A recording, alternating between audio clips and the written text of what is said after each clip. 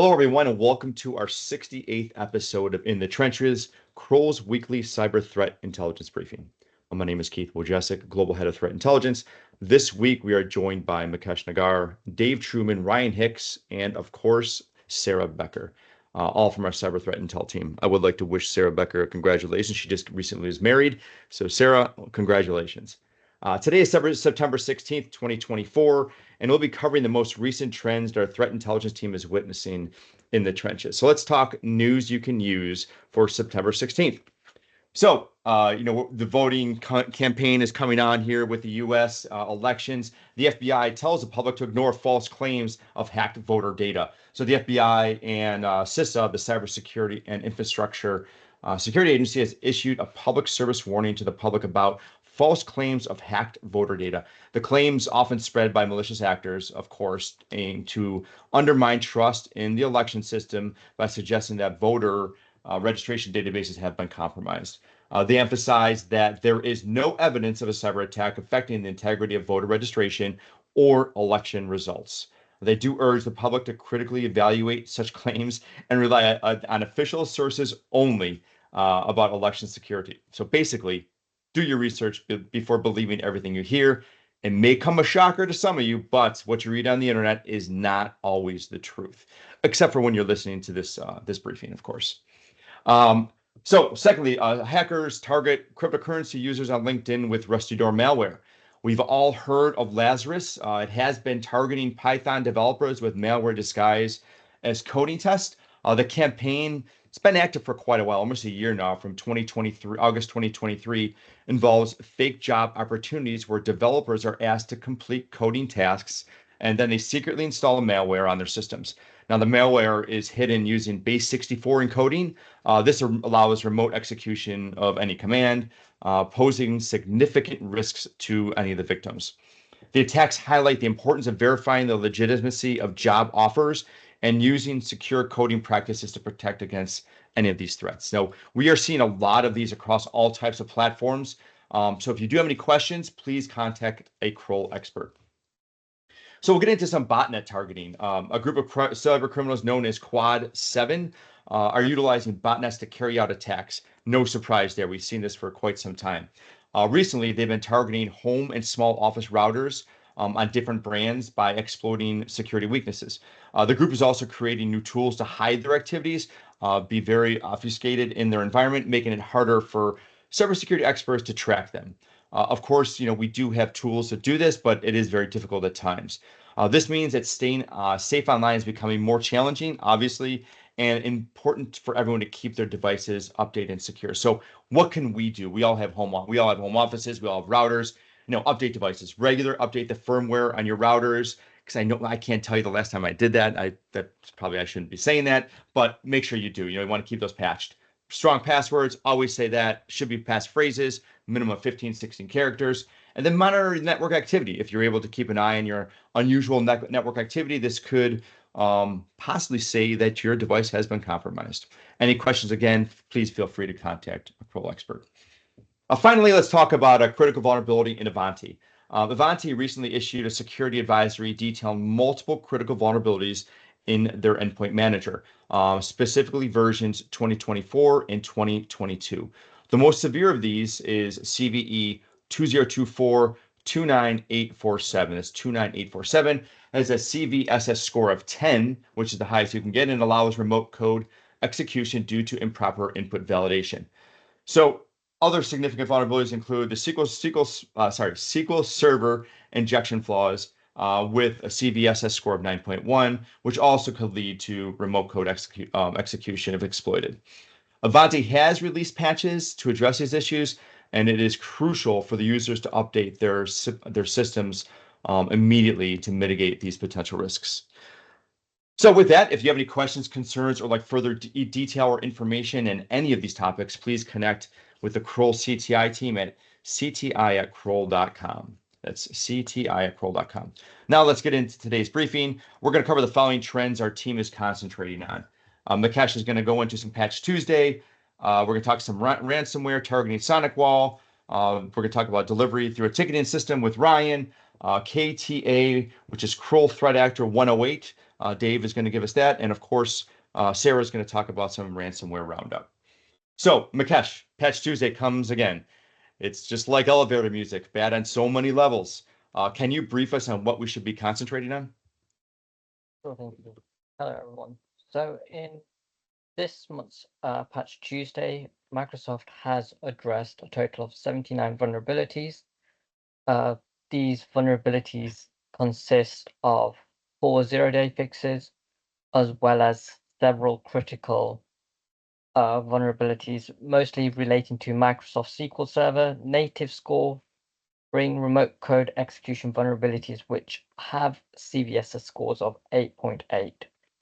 Now, for those 4 zero-days that Microsoft have addressed, the most critical vulnerability is a Microsoft Windows Update remote code execution vulnerability. This is tracked as CVE 2024-43491 and has a CVSS score of 9.8. Microsoft is currently aware of the vulnerability within its servicing stack that has rolled back the fixes for some of the vulnerabilities affecting optional components on Windows 10 version 1507, which was the initial release version released back in July 2015. What this means is an attacker could potentially exploit these previously mitigated vulnerabilities on a Windows 10 device running version 1507. What we do recommend is users to ensure that they are running the latest version of Windows on their endpoints and devices to ensure that this is mitigated. The remaining 3 vulnerabilities tracked as 0 days are CVE 2024-38014, which is tracked as has a CVSS score of 7.8. This is a Windows installer elevation of privilege vulnerability and allows an attacker to gain system privileges. Microsoft has confirmed they've seen evidence of this vulnerability being exploited. However, crawlers have seen no publicly exploited out in the wild or any mention of how this is being exploited. The second vulnerability is CVE 2024-38217 with a CVS score of 5.4, and this is a Windows mark of the web security feature bypass. Now, as we know, Windows mark of the web is a security feature where an additional metadata is added to a file to note that it has been downloaded from the web rather than being transferred internally or came from the originating system that has been executed. Now, to exploit this vulnerability, an attacker would have to host a file on the attacker control server, then convince a targeted user to download and open the file, thus allowing an attacker to interfere with the mark of the web functionality. Kroll has not seen this vulnerability being exploited out in the wild currently, nor has any POC for this vulnerability been published out in the wild. Now, the last 0 day that I'll be covering is CVE 2024-38226. This carries a CVSS score of 7.3 and is a Microsoft Publisher Security feature bypass vulnerability.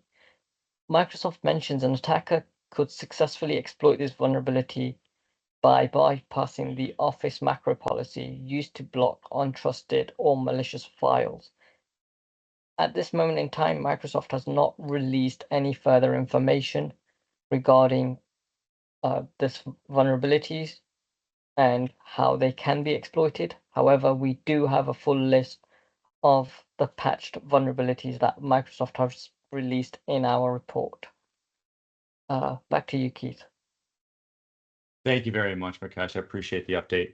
Ryan, a critical vulnerability in SonicWall has been discovered by the Cool CTI team, and at the time, they did not see any exploitation in the wild.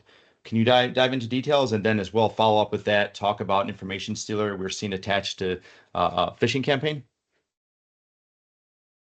Yeah, thanks, Keith. So yeah, firstly, just a quick update. So a few weeks ago, we reported on CV 2024-40755, which is a critical vulnerability in SonicWall. At the time, we didn't see any exploitation in the wild, and the vulnerability is an improper access control flaw that was identified in Sonic OS management interface. Since the time we reported that, our incident response team has had several ongoing engagements where this vulnerability has likely been exploited to deliver Akira ransomware. And this has also been observed across other open source and commercial sources, indicating more widespread exploitation rather than just sort of our cases. We strongly recommend organizations running affected SonicWall products upgrade to the latest version. We kind of recommended beforehand, but particularly with exploitation now, it's even more kind of urgent to patch to the latest version possible, as well as ensuring multi-factor authentication is enabled for all locally managed SSL VPN accounts.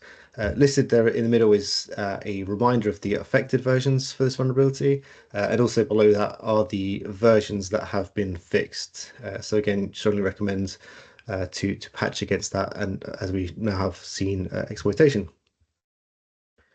Next, just talking through another thing that we've seen recently, this time involving social engineering. So we've observed an unattributed threat activity cluster we're tracking as KTA-C004, deploying the AGENTTESLA information stealer via a publicly accessible ticketing system.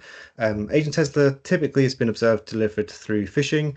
However, because it's a malware as a service and also had leaked builds, meaning that it's widely used amongst an array of threat actors across a variety of initial access vectors. In our recent observations, the threat actor submitted a ticket titled confirmation of payment using the publicly available ticketing system.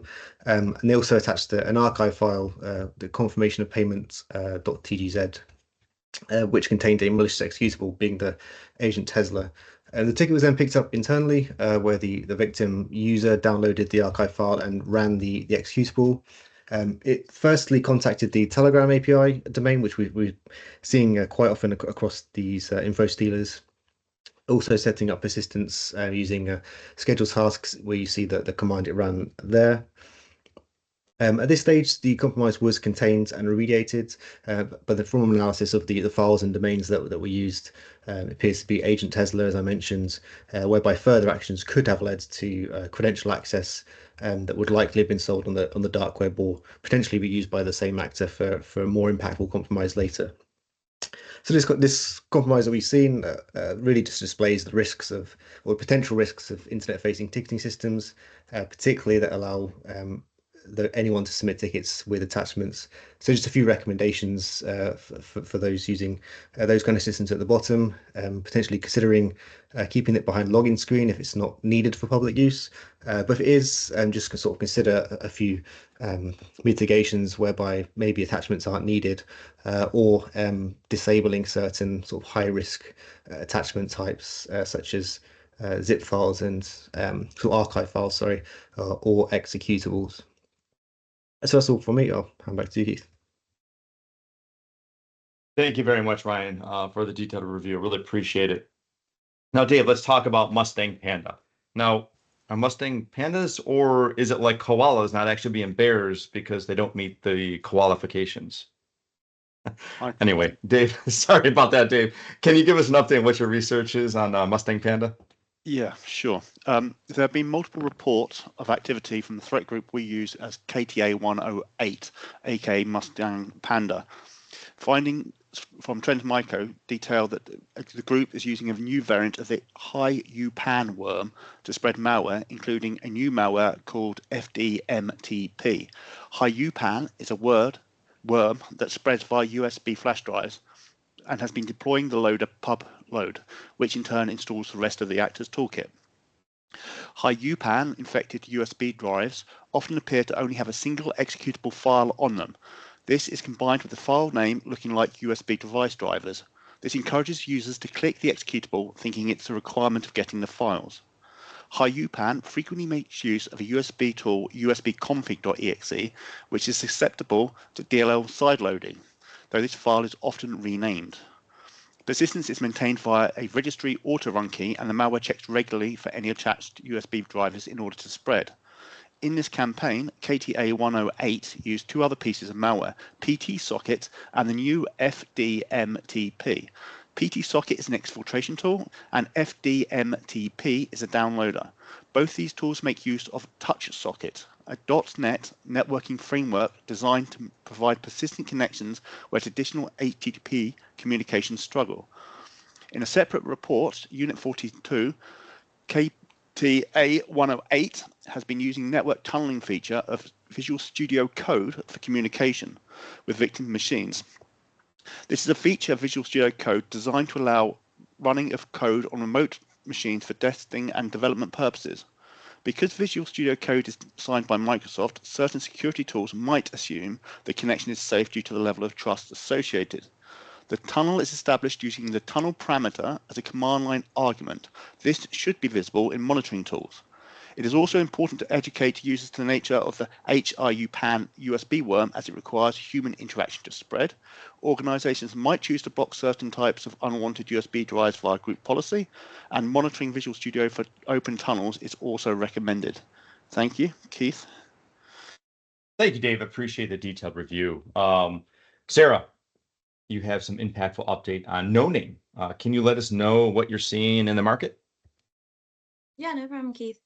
So No Name Ransomware Group is now utilizing Ransom Hub malware. The No Name Group has been known to pretty much target small and medium-sized organizations worldwide. They recently started using the Ransom Hub malware, which operates under a ransomware as a service model. So this allows affiliates to use the malware for their attacks, and it aims to build a stronger reputation in the cybercrime community. So with No Name now using Ransom Hub's encryptors, this may possibly insinuate the group is working as a Ransom Hub affiliate. Ransom Hub is being used to enhance No Name's group's capabilities and to attract more affiliates. So by leveraging this new tool, No Name likely hopes to increase their impact and notoriety in the ransomware landscape. So this shift from No Name to using Ransom Hub signifies a strategic move from the group just to stay competitive and pretty much relevant among other ransomware groups.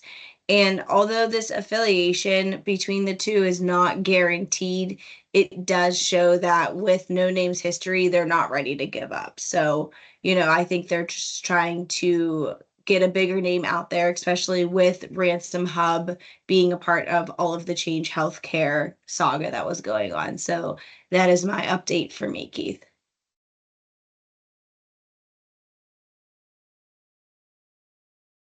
Thank you very much, Sarah. Appreciate all of the updates on that. And this is interesting how the strategic happenings of any criminal group, especially someone like No Name.